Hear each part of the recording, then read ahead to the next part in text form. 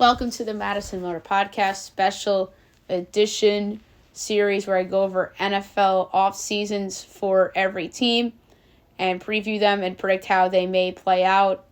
Next up is the Los Angeles Rams, and this is going to be the 19th of 32 shows. So we go over free agents to be, team needs, franchise tag candidate, trade candidate, a release candidate, an extension candidate, best draft fit, a good free agent fit, and the bold prediction for every team. And now up is the Los Angeles Rams. All right, free agents to be: Demarcus Robinson, Alaric Jackson, Coleman Shelton, Kevin Dotson, Bryson Hopkins, Carson Wentz. And by the way, Alaric Jackson is restricted. The defensive end, Jonah Williams, he's restricted.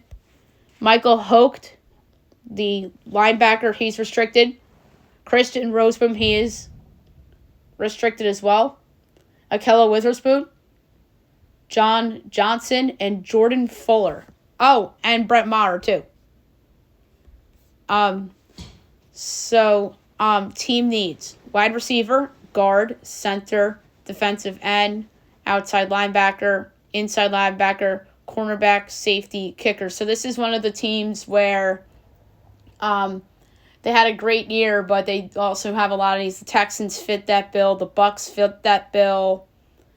The Colts, in a way, fit that bill.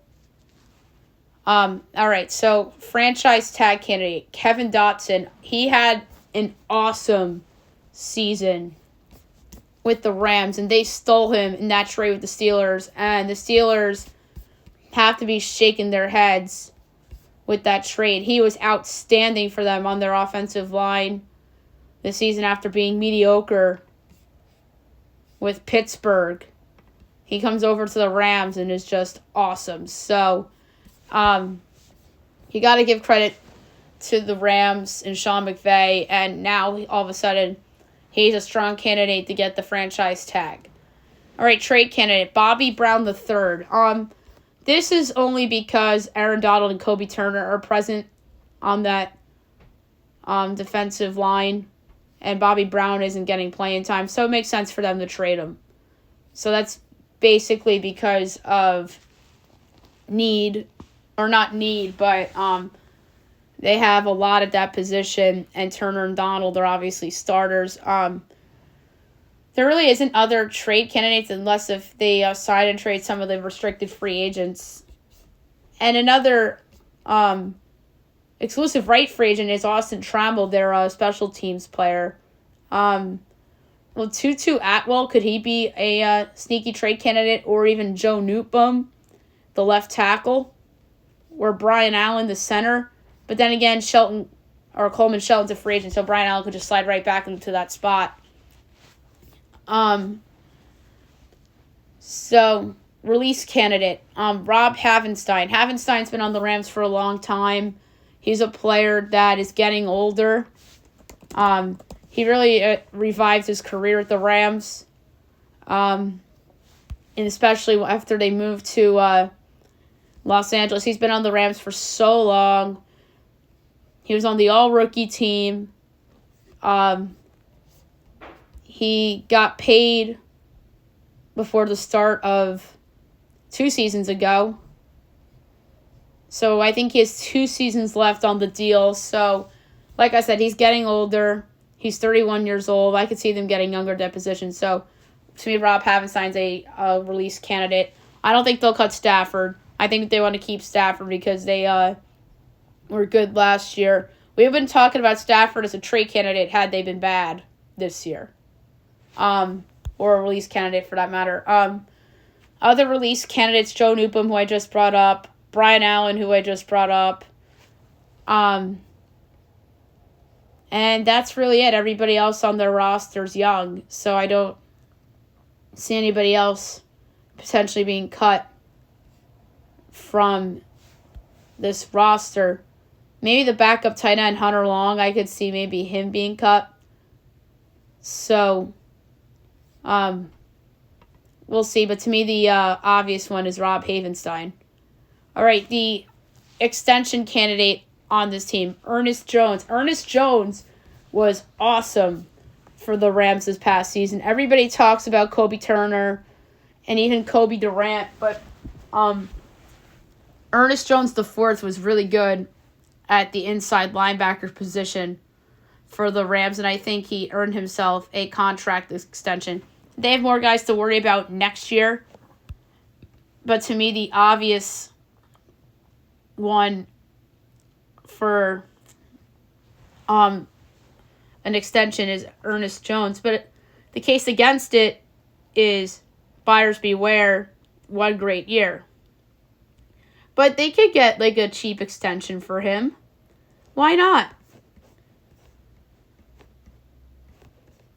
So that's the one that jumps out. And then Tutu Atwell's another extension candidate too. But we'll see with that. Draft fit, Cooper DeJuan.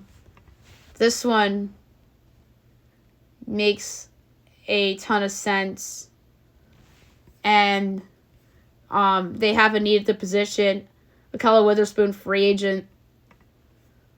And I had him mocked there in my mock draft that I did recently. And then Amarius Mims I had mocked there as well. But Cooper DeJean, to me, makes a ton of sense for the Los Angeles Rams. Khalil McKinstry, Terrion Arnold, even Jared Versey, Latu Latu, Braylon Trice. We talked about Mims, JTC Lathan. If you want to go into like the second round type of guys, or guys that they might trade back for if somebody wants to move up, Jordan Morgan, Graham Barton, TJ Tampa, Jonah Ellis, Patrick Paul, Jeremiah Trotter if they lose one of the restricted guys that are linebackers. Javion Cohen if they somehow lose Dotson. Cameron Kinchins makes some sense as well. So there's a lot of guys that would fit with the Rams from a draft standpoint. Free agent fit. Jadeveon Clowney. I like the idea of Clowney on the Rams. They could sign him cheap. Jonah Williams is a restricted free agent. So is Michael Howick. I think that getting another veteran in there on a cheap deal, granted injury-prone veteran, does make a lot of sense for them. Other potential fits, Bryce Huff. I also believe that Chidobe Awuzi's a fit. If they were to somehow sign Robert Hunt away from Miami, if they lose Dotson, would be crazy. Chase Young's another candidate that's like a change of scenery guy that could make sense there. Kevin Zeitler, if they lose Dotson. Stephon Gilmore, Frankie Louvu. I think Jonathan Grenard of the Texans makes sense. Levante David is somebody that's probably going to be ring hunting. So keep an eye out for that. Another one that makes sense is Xavier McKinney of the Giants. Patrick Queen. Josh Uche of the Pats. So there is some good free agent fits for the Rams now that they're not as like cap strapped as they used to be. A bold prediction for this team. I'm going to say that they acquire Asante Samuel from the Chargers for their second rounder and a 2025 fifth. The case for that is that the Chargers, I think, are trying to get rid of some people. Asante Samuel, I feel like they want to pay Slater instead of him.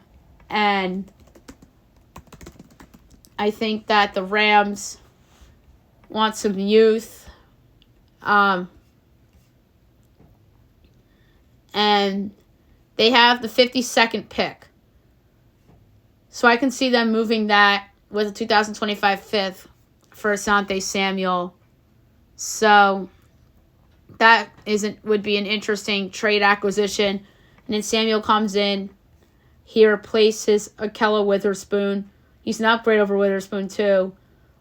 And then you have him, you pay him, and you have him and Ernest Jones and Kobe Durant and Kobe Turner with Aaron Donald on that defense, and you're set.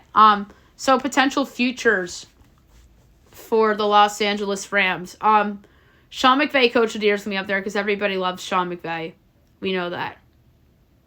Everybody loves Sean McVay. Everyone. So he's going to be one of the favorites, probably at like 10-1 or something like that. If he's like 15-1 or higher, I would take a chance with Sean McVay. The division for the Rams, they're going to be the number 2 behind the Niners. I would think that they're going to be like 2-1, if not higher. If they're higher at plus 250, I'd take a chance and like bet on like Purdy regression, Super Bowl hangover, McCaffrey injury, season from the 49ers. Not inconceivable, but the Rams, with the possibility of them being over plus 250 for that division, is somewhat enticing. Win total for the Rams, I have a feeling that's going to be at 9 as well, because obviously they have the perception of being top heavy, but they have a lot of youth that came in and excelled, whether it's players from this past year's draft or the draft before that, like Kyren Williams. So I think their number's going to be 9 because of the combination of youth and the veterans they have. So that number for them makes a lot of sense. So MVP for Stafford is 20-1. That's too high. That's too low. That number's too short. I put that at 25, or maybe 30. Rams for the NFC is 14-1. The Super Bowl is probably 28, 30. Does that make sense? So, Rams Super Bowl's 30. Other potential season awards. Aaron Donald's probably going to be one of the favorites for Defensive Player of the Year. But then again, I feel like people have forgotten about him, and everybody talks about like Myles Garrett and Micah Parsons and T.J. Watt. And I feel like he's the forgotten guy. And he's probably going to be like 12-1 or something like that. And that's a good number for Aaron Donald. An Offensive Player of the Year, Kyren Williams. I want to see what that number is. That might be, I would take that at like 60-1. Because that guy was just outstanding on the Rams this past year. And maybe like, I want to see what Puka and Cooper Kupp are as well. Cooper Kupp will probably have shorter odds than Kyren. Cooper Kupp will probably be 50. Puka will probably be like 250 or some crazy number like that. And Kyren I could see being like 75-1 for Offensive Player of the Year. And in terms of like rookies and such, if say they drafted Cooper DeJuan, he's probably going to be like 30-1, 40-1 for Defensive Rookie of the Year.